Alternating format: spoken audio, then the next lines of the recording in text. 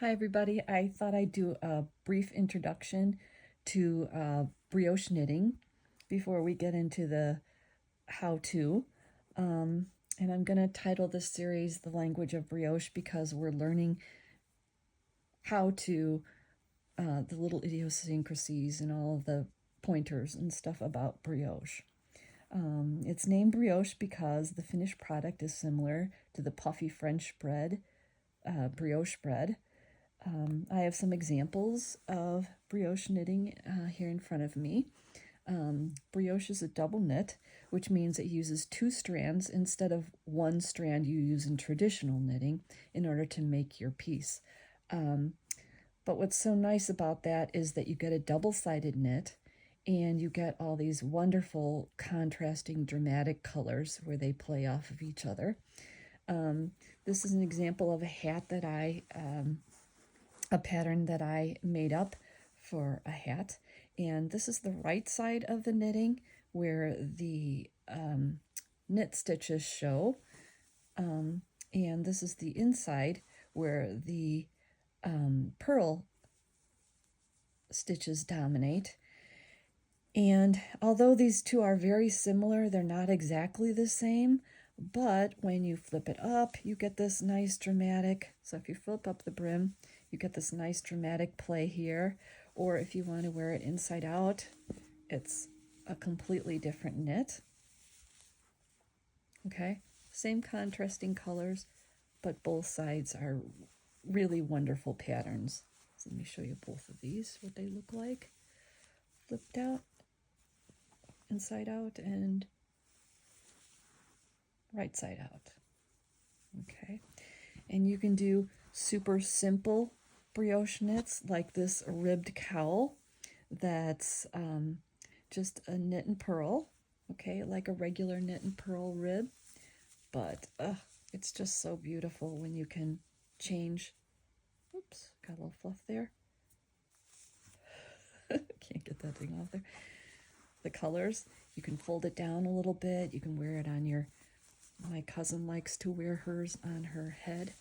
So she doubles it over and then wears it over her head, her ears as earmuffs. But as you can see, it's super puffy, super soft. And it wears so nicely. It kind of hugs your body and is super stretchy, although I don't like to stretch it out too much. Most people, myself included, when I knit a brioche,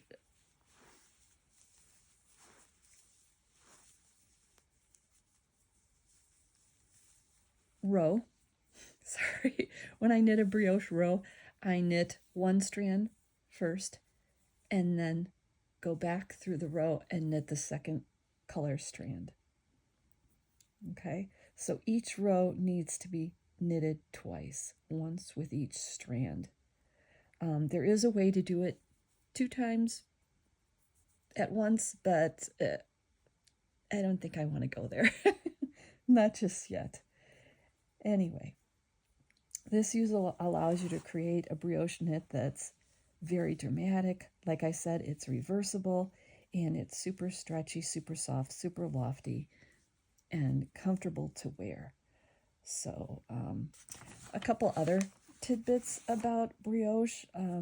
It's knitted on smaller needles. You can see right here I have a size 2 needle, which normally I have DK yarn here, double knit yarn, which is a little thinner than traditional yarn. It's usually knit on needles that are about twice this thickness, sometimes 3 times this thickness. So, but this tiny needle gives you great stitch definition and holds the knit together to get that nice loft. So I use bamboo needles, FYI, because this part of it's metal, but I don't like the feel of metal on my fingers, and it seems to fatigue my fingers more. Bamboo or just wood needles are softer.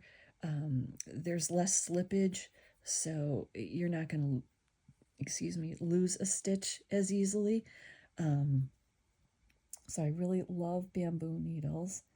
I like knitting in the round whenever possible, using double pointed needles. Right now I'm doing this shawl, and each round, like I do one round knit all the way across, and then I scoot the stitches back over here and I start the second round, and then I flip it over, do one round the other. I'll show you how to do that in flat knitting, but I usually do hats in the round, cowls in the round, anything else I can in the round, because it's super simple. You don't have to worry about doing an edge or a selvage. So we'll talk about that more later in the videos that I'm going to make in the future. A lot of knitters are really afraid to do brioche, but I'll let you know it's super easy if you can give yourself time to learn what I call the language of brioche. If you want to get the best out of your knitting, try brioche. Yay! Brioche.